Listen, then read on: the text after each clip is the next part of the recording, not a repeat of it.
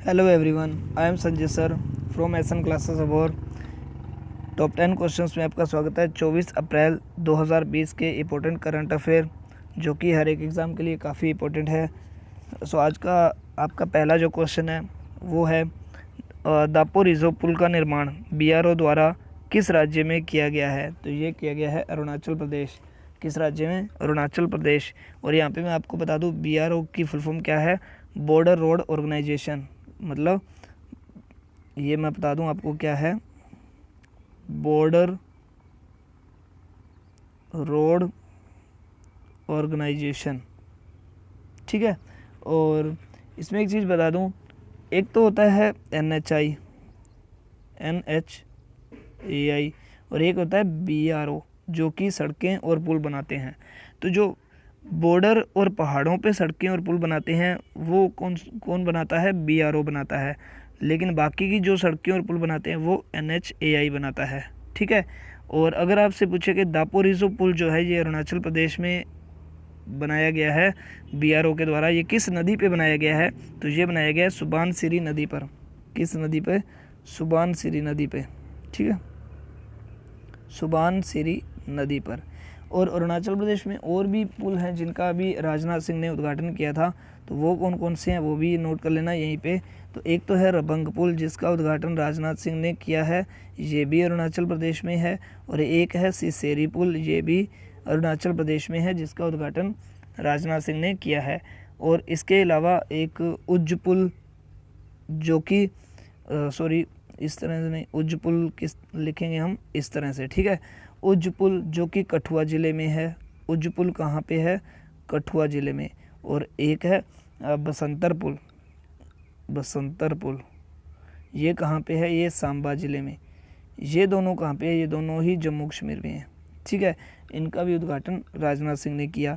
इसके अलावा एक और पुल है जिसका नाम है कर्नल चेवांग रेनचेन सेतु पुल। कर्नल चेवांग रेन चेन सेतु पुल, तो ये कहाँ पे है? ये लद्दाख में है। इसका भी उद्घाटन राजनाथ सिंह ने किया था। और इसके अलावा एक चीज़ और आपको बता दूं, जो लक्ष्मण झूला था ऋषिकेश में उसे नष्ट कर दिया गया है और उसे भारत का पहला ग्लास फ्लोर ब्रिज बना दिया गया है। ग्लास फ्लोर ब्रिज किसे? लक्ष्मण झूले को नष्ट करके ऋषिकेश में जो है उसे नष्ट करके ग्लास फ्लोर ब्रिज बना दिया गया है। भारत का पहला शीशे से बना झूला कौन सा है? जो ऋषिकेश में है, ग्लास फ्लोर झूला, ठीक है। और इसमें एक चीज़ और, जो BRO है तो BRO द बॉर्डर रोड्स, ठीक है, द बॉर्डर रोड्स ऑर्गेनाइजेशन, इसकी स्थापना हुई थी 7 मई 1960, ठीक है। इस्टेब्लिश कब हुआ था? ये इस्टेब्लिश हुआ था 7 मई 1960, 1960। और इसका हेडक्वार्टर कहाँ पे है? नई दिल्ली, ठीक है, नई दिल्ली में। इसका हेडक्वार्टर कहाँ पे है? नई दिल्ली में, ओके, ये भी नोट कर लेना। ये है वो पुल दापो रिजो पुल, ठीक है, जिसका निर्माण BRO ने किया है, ठीक है, अरुणाचल प्रदेश में। नेक्स्ट है भारत में राष्ट्रीय सिविल सेवा दिवस कब मनाया गया? तो ये मनाया गया 21 अप्रैल को। और 21 अप्रैल 1947 को सरदार वल्लभ भाई पटेल ने ऑल इंडिया सर्विस शुरू की थी, ये भी नोट कर लेना। और सरदार वल्लभ भाई पटेल स्वतंत्र भारत के पहले गृह मंत्री थे और इन्हें लौह पुरुष भी कहते हैं। और सरदार वल्लभ भाई पटेल जो है इनका जन्म हुआ था 31 अक्टूबर 1875 को, ठीक है। इनका जन्म कब हुआ था? 31 अक्टूबर 1875 को। और इनके जन्म दिवस को हम किस दिवस के रूप में मनाते हैं? राष्ट्रीय एकता दिवस। राष्ट्रीय एकता दिवस के रूप में मनाते हैं, यानी कि नेशनल यूनिटी डे, ठीक है। और इनकी मृत्यु हुई थी 15 दिसंबर 1950, 15 दिसंबर 1950, ठीक है।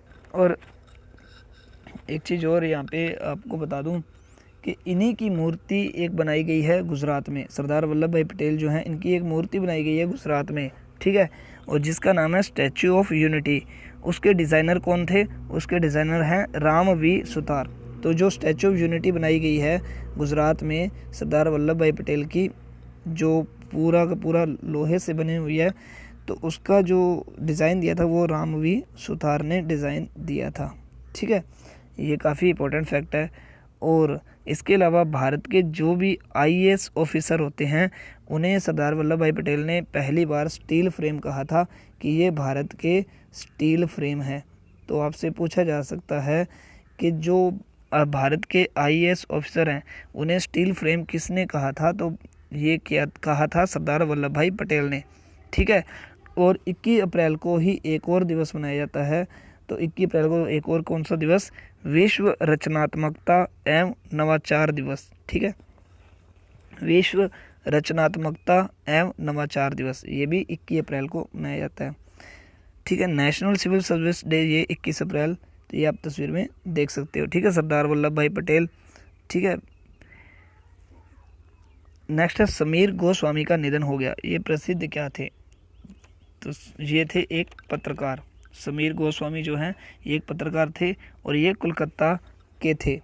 कोलकाता, और कोलकाता किस नदी के किनारे है, कोलकाता हुगली नदी के किनारे है।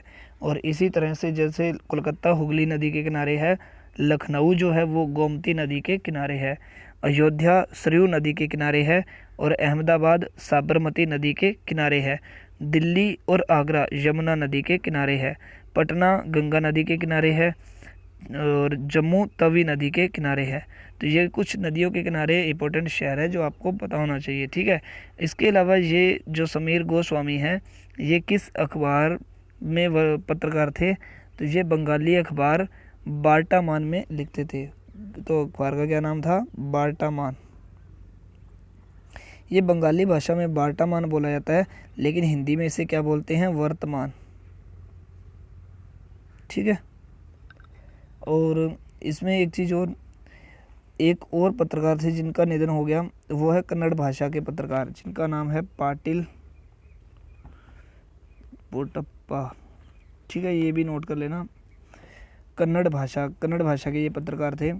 और इसके अलावा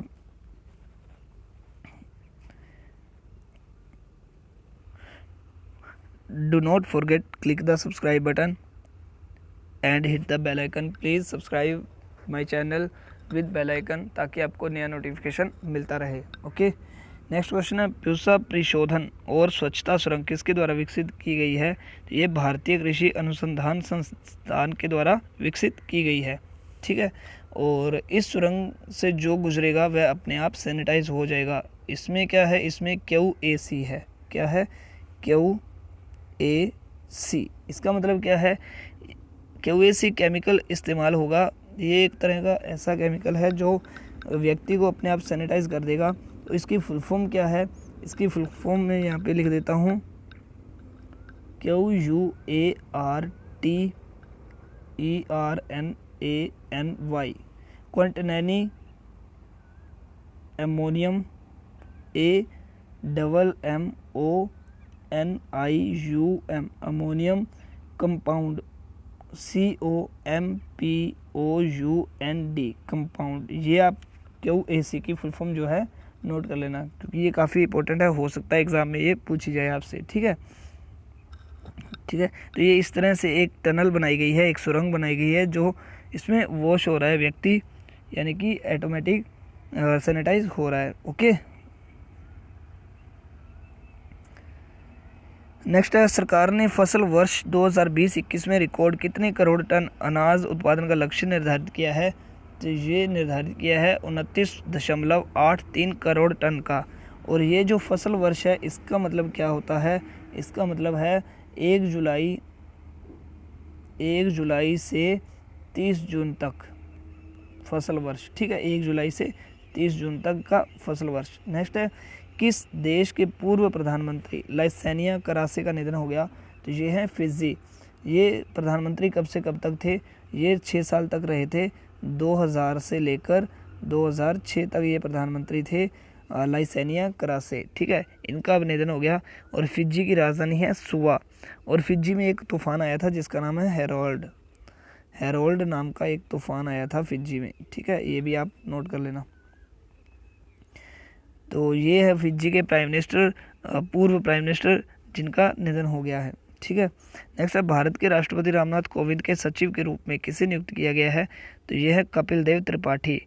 और इनसे पहले कौन थे, तो इनसे पहले थे संजय कोठारी। तो इनसे पहले कौन थे, संजय कोठारी, ठीक है, ये भी नोट कर लेना, संजय कोठारी। और ये अब संजय कोठारी अब क्या बन गए हैं, अब ये CVC बन गए हैं, CVC, ओके। और इसमें एक चीज़ और बता दूं, जो राष्ट्रपति है इसका आर्टिकल आपको पता होना चाहिए। राष्ट्रपति का आर्टिकल है 52, ठीक है, और राष्ट्रपति का आर्टिकल कौन सा है, 52। अगर आपको याद नहीं होता तो आपको मैं बता दूं एक ट्रिक, राष्ट्रपति के आर्टिकल के याद करने की ट्रिक। अगर आपको पता है कि राष्ट्रपति पहली बार जो राजेंद्र प्रसाद बने थे वो कब बने थे, 1950, 1950 में, लेकिन वो मनोनीत हुए थे। ये 2 साल तक तो नॉमिनेट रहे थे, लेकिन फिर पहली बार चुनाव कब हुआ था, 1952 में। यानी कि सही तरीके से अगर देखा जाए तो पहली बार भारत के राष्ट्रपति डॉक्टर राजेंद्र प्रसाद जो पहले राष्ट्रपति बने थे वो पहली बार कब बने थे, सही तरीके से 1952 में, 1952, क्योंकि उस वक्त चुनाव हुए थे और चुनाव अकॉर्डिंग बने थे, ठीक है। और 52 आ रहा है इसमें, और 52 ही आर्टिकल है, आर्टिकल मतलब अनुच्छेद। तो राष्ट्रपति का अनुच्छेद 52, अगर इस 52 में मैं 11 और जोड़ दूं तो मेरे पास बनेगा 63। तो ये किसका आर्टिकल है, ये वाइस प्रेसिडेंट का, ठीक है, उपराष्ट्रपति, तो वाइस प्रेसिडेंट का आर्टिकल। इसमें अगर मैं 11 और जोड़ दूं तो मेरे पास बनेगा 74। 74 किसका आर्टिकल है, ये है PM का, यानी कि प्रधानमंत्री का आर्टिकल, या फिर मंत्रिपरिषद का आर्टिकल 74 है, ओके। और रामनाथ कोविंद जो है, रामनाथ कोविंद नहीं कहेंगे, राष्ट्रपति कहेंगे। भारत के जो राष्ट्रपति हैं इनकी सैलरी कितनी है, 5 लाख रुपए, ठीक है, 5 लाख रुपए। और भारत का राष्ट्रपति अगर पढ़ना चाहते हो तो उसका लिंक जो है आपको डिस्क्रिप्शन बॉक्स में मिल जाएगा, तो आप डिस्क्रिप्शन बॉक्स में ज़रूर देख लेना, उसका लिंक मिल जाएगा। बाई चांस आपको ना मिले तो आप प्लेलिस्ट में देख सकते हैं, प्रेसिडेंट आपको वहाँ पे मिल जाएगा फुल डिटेल के साथ, ठीक है, प्लेलिस्ट में, okay. So please don't forget to like this video, please like ज़रूर कीजिएगा, ओके। नेक्स्ट है, किस देश ने समुद्र तटों पर 2 दशकों में पहली बार सबसे ज़्यादा दुर्लभ लेदरबैक समुद्री कछुओं के घोंसले पाए हैं, तो ये है थाईलैंड। थाईलैंड की राजधानी क्या है, बैंकॉक, और इसकी मुद्रा क्या है, बात। और 2 दशकों का मतलब है 20 सालों में, ठीक है, 20 सालों में देखे गए हैं कुछ इस तरीके के, क्योंकि अब पोल्यूशन जो है लॉकडाउन के कारण काफ़ी कम हो चुका है, उसकी वजह से ये नए जीव देखने को मिल रहे हैं, ठीक है। नेक्स्ट है, डिजिटल करेंसी इलेक्ट्रॉनिक पेमेंट या DCEP किस देश की डिजिटल मुद्रा है, ये है चीन की, किसकी है, चीन की। और इसके साथ एक चीज़ और बता दूं, सऊदी अरब और UAE ने मिलकर भी एक डिजिटल करेंसी बनाई है जिसका नाम है एबर, क्या नाम है, एबर, ठीक है। सऊदी अरब और UAE ने मिलकर एक डिजिटल करेंसी बनाई है जिसका नाम है एबर। और चीन की मुद्रा वैसे कौन सी है, चीन की मुद्रा युआन, ठीक है, युआन या रेनमिनबी, रेनमिनबी बड़ी मुद्रा है और युआन छोटी मुद्रा है। चीन की राजधानी बीजिंग, और पॉपुलेशन अकॉर्डिंग सबसे बड़ा देश भी चीन है, और एरिया अकॉर्डिंग सबसे बड़ा देश रूस है, ओके।